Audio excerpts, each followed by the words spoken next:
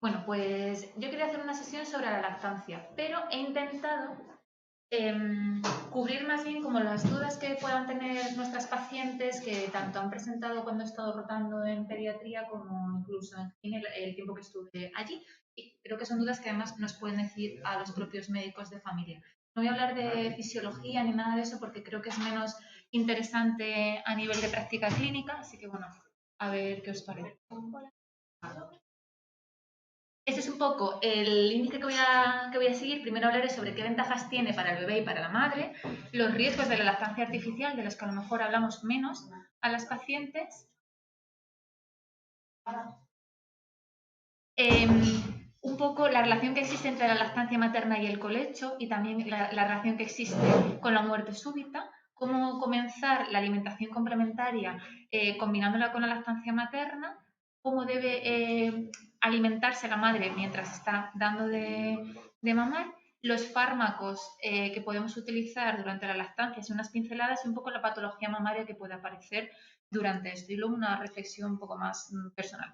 Entonces, para el bebé, sobre todo en los primeros meses de vida y en los primeros días, la leche materna va a ser la principal fuente de agua y de nutrientes. No debe alimentarse de nada más. Durante estos primeros meses va a existir una inmadurez a nivel intestinal y todos aquellos componentes que presenta la leche materna van a favorecer su desarrollo. Por ejemplo, la aportación de enzimas como la lipasa o de otros factores de crecimiento va a favorecer que poco a poco ese intestino vaya madurando y sea capaz de digerir otro tipo de alimentos que va a necesitar más adelante. El alto contenido en oligosacáridos, en lactasa, también de ácidos grasos de cadena larga, va a favorecer el neurodesarrollo del bebé, con lo cual es muy, muy importante. Y luego encima, hasta los 3 años de edad, el sistema inmune del niño no se comporta como el sistema inmune de un adulto. Por eso, cuanto más tiempo tenga la lactancia durante los primeros meses de vida, más inmunoglobulinas, citoquinas, macrófagos, células plasmáticas va a aportarse a través de la leche y va a favorecer que este sistema inmune vaya desarrollándose poco a poco. Algo que no he puesto aquí es que el simple hecho de amamantar va a favorecer también el desarrollo oral del bebé y va a disminuir la necesidad de futuras correcciones ortodónticas por malformación a nivel de paladar o incluso de los dientes. En cuanto al tema así más emocional, se dice que el bebé se siente más protegido, acunado por su madre, el contacto piel con piel le hace sentirse más querido y parece que los niños que han sido amamantados tienen un desarrollo emocional más equilibrado que los que no a largo plazo. Con respecto a la madre, después de todo el embarazo, una madre que amamanta no es igual que una madre gestante, ni es igual que una madre cuando ha dejado de amamantar o cuando decide no amamantar. Se producen diferentes aumentos y disminuciones de hormonas que van a favorecer en general que esa madre sea capaz de adaptarse mejor a su nueva situación de maternidad. Por una parte, los altos niveles de oxitocina tras el parto en los primeros momentos tras el parto, si fomentamos la lactancia, estos aumentan todavía más, favorecen las contracciones uterinas y eso disminuye el riesgo de hemorragias postpartos y favorece que este útero vaya tomando poco a poco el lugar original en el que debía estar, ¿no? Con su tamaño original. Durante la lactancia se producen diversos cambios metabólicos en la mujer. Necesita mayores requerimientos calóricos para almacenarlos en forma de grasas y transmitirlos, digamos, como a la leche materna. Entonces, en estos cambios metabólicos también el hecho de dar el pecho va a favorecer que haya una mayor absorción de nutrientes que pasen a la leche materna y casi se equilibre mucho más lo que recibe la mujer y también lo que recibe el niño. A largo plazo se ha visto que aquellas mujeres que deciden dar lactancia materna tienen disminuidos el riesgo cardiovascular, tienen menos incidencia de fracturas vertebrales y también de osteoporosis. Y por otro lado, menos riesgo de tumores tanto de útero, de ovarios como de mama. Así que es algo muy importante. A nivel emocional, también hay que decir que la oxitocina y la prolactina favorecen cambios a nivel cerebral que hace que tengan comportamientos más positivos hacia el niño. Y esta adaptación a la maternidad que he dicho antes, así que en general, tanto para el bebé como para la madre, favorece el vínculo que se establece entre el bebé y la mamá. Riesgos de la lactancia artificial. He estado leyendo así un poco y parece como que en los últimos años ha habido como muchas campañas a favor del biberón. Y hemos pasado de directamente ofrecer la lactancia materna como dar las opciones a las madres de qué prefieren. ¿Vas a darle el pecho a tu bebé o vas a irte más por leche de fórmula? Como si fueran dos cosas equiparables, cuando no lo son en absoluto. La lactancia artificial tiene un porqué, pero es un sustitutivo en caso de que exista algún problema para dar la lactancia materna. ¿Cuáles son los riesgos así en general de la lactancia artificial? Pues parece que el hecho de dar la lactancia materna a los bebés disminuye el riesgo de muerte súbita del lactante. Sin embargo, la lactancia artificial no tiene ese poder protector. Por otro lado, se ha visto también un aumento de la mortalidad posneonatal infantil e incluso en medios como el nuestro, en países desarrollados. No estoy hablando de países en vías de desarrollo. También parece que existe una mayor predisposición a desarrollar infecciones, ya sean urinarias, intestinales o respiratorias en aquellos niños que se alimentan con leche de fórmula. Hay una mayor prevalencia de enfermedades autoinmunes como por ejemplo la diabetes tipo 1, también aparecen más casos de dermatitis atópica, los factores de riesgo cardiovascular también están aumentados en estos niños a posteriori, hay más riesgo de obesidad, más riesgo también de caries, de correcciones ortodónticas como no están desarrollando la cavidad oral como los bebés. Algo a tener en cuenta y la lactancia materna es que se ha visto que de bebés sufran mal.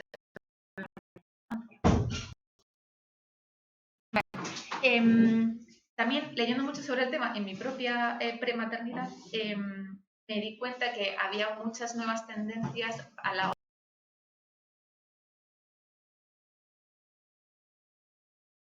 seguramente lleva haciéndose 1000 años, pero que ahora como que ha resurgido en Internet y demás. Por eso he querido mencionarlo en la sesión porque me parece muy interesante. Entonces, he querido plantear, ¿no? ¿Existe la relación entre la lactancia materna y el colecho y cómo afecta tanto la lactancia como el colecho al síndrome de muerte súbita del lactante? Bueno, pues parece que en la relación entre lactancia y colecho, o sea, entre la relación entre la lactancia y la muerte súbita, perdón. Parece que la lactancia materna tiene un efecto protector y que además este efecto es dosis-respuesta, es decir, cuanto más exclusiva sea la lactancia materna durante los primeros meses de vida y cuanto más se prolongue esa lactancia durante el primer año de vida, más protege frente a la muerte súbita del lactante, con lo cual es algo muy, muy importante. Y esto parece que puede tener relación porque la leche materna es rica en triptófano y el triptófano es un precursor de la serotonina. Y los bebés recién nacidos y en su primer año tienen un déficit de esta serotonina a nivel del núcleo caudado. Y la serotonina genera una respuesta de despertar frente al estímulo asfíxico. Entonces, quizá estos altos niveles de triptófano favorezcan que los niveles de serotonina suban y por tanto el bebé se despierte ante un posible ahogo mientras está durmiendo. Por otro lado, antes, aportan citoquinas y también inmunoglobulinas que frenan las citoquinas proinflamatorias en aquellos bebés que están ya en un proceso infeccioso, incluso antes de que empiecen las manifestaciones clínicas de esa infección. Y parece que también podrían proteger frente a la aparición de arritmias, trastornos respiratorios y, bueno, sobre todo estos dos que es como muy importante, ¿no? Vale, ¿qué se ha visto? Que aquellas madres que se informan previamente durante el embarazo de la lactancia materna y que están motivadas con hacer la lactancia materna son aquellas que practican el colecho con más frecuencia. Y también se ha visto que hay una mayor prevalencia de lactancia materna en cualquier edad de los niños, incluso después del primer año de vida, en aquellas que hacen colecho durante los primeros 15 días de vida, 15 meses de vida. ¿Qué es el colecho? Es que el bebé duerma con sus padres en la cama. Excluimos del colecho que duerman en el sofá, que compartan la cama con más familiares, con otros niños o incluso con adultos. Estas últimas situaciones son inseguras para el bebé y se deben completamente evitar. Pero lo que explica la Asociación Española de Pediatría es que incluso aunque unos padres no tengan pensado practicar colecho, en algún momento van a meter al bebé en la cama. Entonces, dado que por una parte está siendo una tendencia y que por otra casi todos los padres acaban haciéndolo, aunque sea por pura desesperación, es importante dar unas guías a estas madres, a estos padres, para que si lo hacen, el bebé esté lo más seguro posible. En general, no existe, a día de hoy no puede decirse al 100% que el colecho sea una práctica segura, porque no hay estudios con suficiente calidad que determinen si lo es o no lo es. En algunos se dice que sí y en otros se dice que no. El problema es que no establecen muy bien en qué situaciones, o mejor dicho, no delimitan muy bien a qué denominan colecho y ponen las situaciones que he dicho que son perjudiciales, las ponen dentro del colecho. Entonces, sí que se ha visto en un estudio bastante curioso en el que se graban dos grupos de familias, ¿no? Una muestra de un grupo y otra muestra de otro. Uno es un grupo de madres que dan lactancia artificial a sus bebés y otro en el que dan lactancia materna. Y se estudia el comportamiento que tienen durante la noche con esos bebés en la cama. Lo que ven es que las madres que no le dan, que no practican la lactancia materna, ponen a los bebés en decúbito supino, más cerca de la almohada o de la altura de la cabeza de los padres. Sin embargo, las madres que deciden dar lactancia materna los colocan de decúbito lateral, pegados al pecho y más lejos de las almohadas. Entonces, para poder determinar al 100% si el colecho es seguro o no, deberían estudiarse primero los comportamientos de esas familias para comprobar en qué posición colocan al bebé, el número de mantas que tienen en la cama, si están cerca de cojines, peluches, almohadas, etc. Porque lo que sí que dice la Asociación Española de Pediatría es que, dado que lo van a hacer, recomendemos o no recomendemos, dar las pautas seguras a estos padres reduciría mucho el riesgo de asfixia de los bebés. Y entre ellos es que no duerman en un colchón blando, tipo colchón de agua, que solamente duerman uno o dos progenitores con el niño, que no estén excesivamente tapados, que esto también es un riesgo para la muerte súbita en general, que no se les coloque encima de almohadas ni de cojines, ni que estos puedan estar cerca, para evitar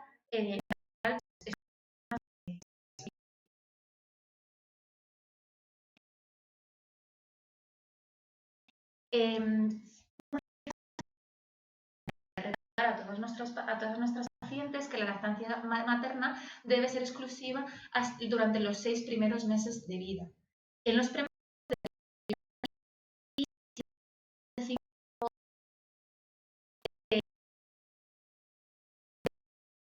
deberían alimentarse a base de leche de fórmula.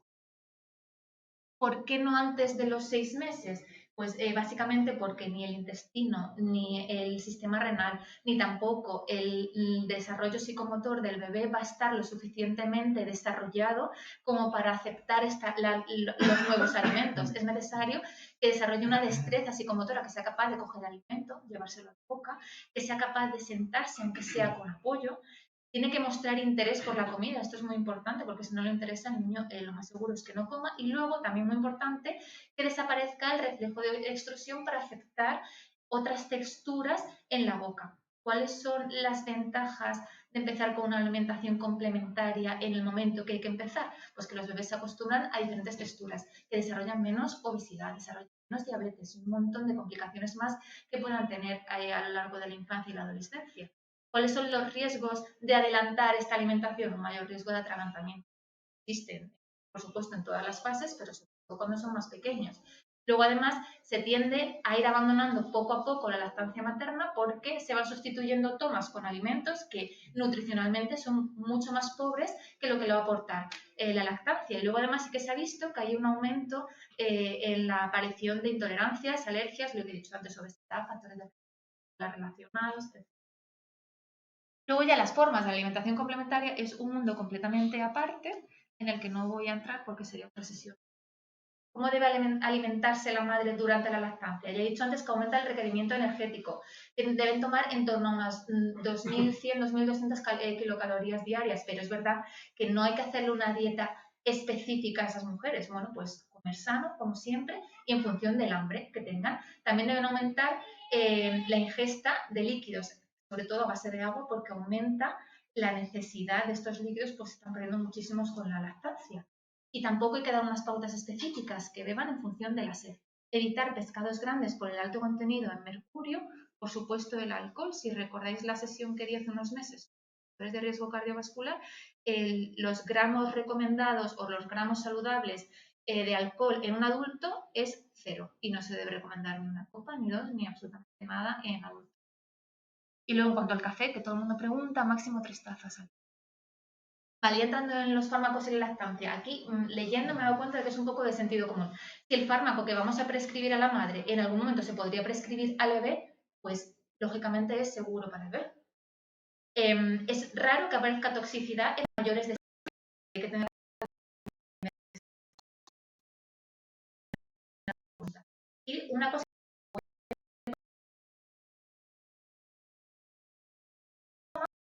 de la leche del bebé o cuando el niño haga las siestas más largas, por ejemplo por la noche o si normalmente por la tarde duerme un par de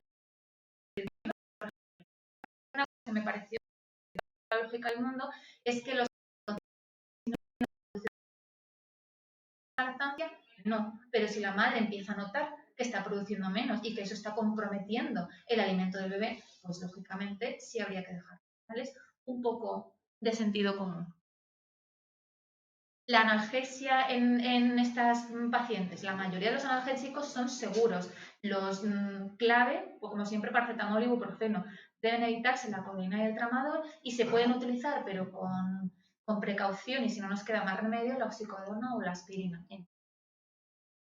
Con respecto a los fármacos utilizados más en salud mental, que muchas de estas mujeres ya los toman o los necesitan porque a lo mejor la situación les sobreviene y es demasiado para ellas, en cuanto a los antidepresivos, los ISRS, parece que son los más seguros, son los más prescritos y es verdad que sí que se secretan por la leche materna, pero en muy bajas cantidades.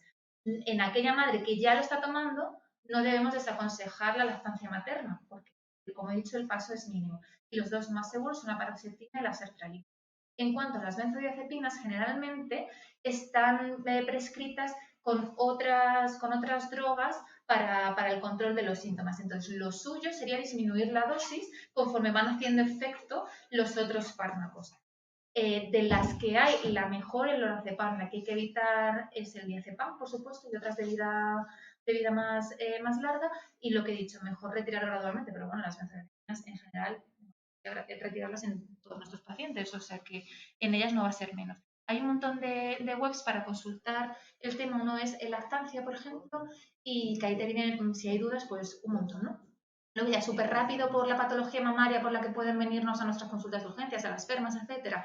El tema del pezón invertido, pues lo que puede dificultar es el agarre del bebé. ¿Cómo lo evitamos o cómo podemos mejorar la situación? Pues aumentando el piel con piel, que incluso la madre estimule el pezón con un poco a lo mejor de agua fría o presionándose en el pezón o produciendo cambios postulares en el niño, como el balón de Rubik, que es poniendo el niño como de esta manera, ¿no? Por ejemplo, las grietas es la principal causa de abandono de la lactancia y es una pena porque es verdad que suelen aparecer en los primeros días y luego van pasando poco a poco. Las cremas como la nidomida no está demostrado que realmente tengan efecto. Lo que tienen que evitar estas madres es lavarse mucho el pezón y dejar que el bebé se quede ahí pegado todo el tiempo y que no afecte. Son grietas muy dolorosas que a veces que generalmente duelen en la primera succión y que después, conforme va mamando el bebé, va desapareciendo. Es verdad que pueden sangrar y que pueden asustar porque aparecen como vómitos hemáticos en los bebés, que no es eso, es la sangre de la propia grieta, por calmarla si viene alguien. ¿Qué es la obstrucción de un conducto lácteo? Yo esto lo he visto varias veces en las permas y es básicamente un vacío defectuoso de una zona de la mama y lo que podemos ver es incluso una placa rojiza, dolorosa, con aumento de la temperatura, pero no es una celulitis, es simplemente que se ha quedado encapsulada la leche y para favorecer que salga pueden aplicar un poco de calor y masajear hacia el pezón y sobre todo esto suele ocurrir cuando se produce la separación entre el bebé y la madre. Generalmente hay madres que tienen que incorporarse pronto a trabajar, pues favorecer un aumento de la frecuencia de las tomas y si no, pues sacar leche si no queda más remedio. La ingurgitación mamaria es algo parecido, pero en lugar de ser solamente en un lóbulo es en toda la mama. Y esto aparece muchas veces cuando se produce la subida de la leche, pero puede ocurrir que cuando las madres se van a trabajar, pues pasan muchas horas sin dar el pecho al bebé y que le ocurre pues a lo mejor a los 5 meses de haber empezado la lactancia. Aquí lo que aparece es una plétora mamaria, puede haber incluso febrícula, no suele llegar fiebre ni haber síntomas generales, pero las mamas están duras, hay edema y eso puede dificultar el enganche del bebé. Entonces, para esto, lo que he dicho, aumentar la frecuencia e incluso puede hacerse una presión inversa, que voy a dejar en el grupo el documento que dice cómo hacerlo, y así por si viniera alguien, pues lo tengamos a mano. La mastitis. Las matronas me insistían mucho de esto en mi rotación por gine porque al parecer las tratamos regular los no ginecólogos. Entonces, cuando sospecha una mastitis aguda, un momento en el que la madre viene, puede ser unilateral o bilateral, viene con una mama muy dolorosa, inflamada y con síntomas sistémicos. La mujer se encuentra mal y normalmente tiene incluso fiebre. Lo primero que debemos hacer es dejar que repose ella durante 24 horas, se tome el ibuprofeno y que aunque duela, que le dé el pecho a su. Esto ocurre cuando la ingurgitación mamaria se ha pasado ya de castaño oscuro y eso está ahí ya encapsulado y la leche no puede salir. Si aparece fiebre de más de 38,5, habría que plantear un antibiótico precoz. Recordar que el agente patógeno más implicado es el Staphylococcus aureus. Entonces, la primera indicación o el primer antibiótico que deberíamos dar es el cefadroxilo. La cloxaciclina también es una opción, pero es verdad que su biodisponibilidad oral es de entre el 50 y el 70%, entonces no todas las pacientes van a responder. Si no nos queda más remedio, pues bueno, pero probar primero con las cefalosporinas de primera generación. No se recomienda la amoxicilina clavulánico de primeras porque es un antibiótico de amplio espectro que destruye la microbiota de la mujer, entonces si podemos evitarlo.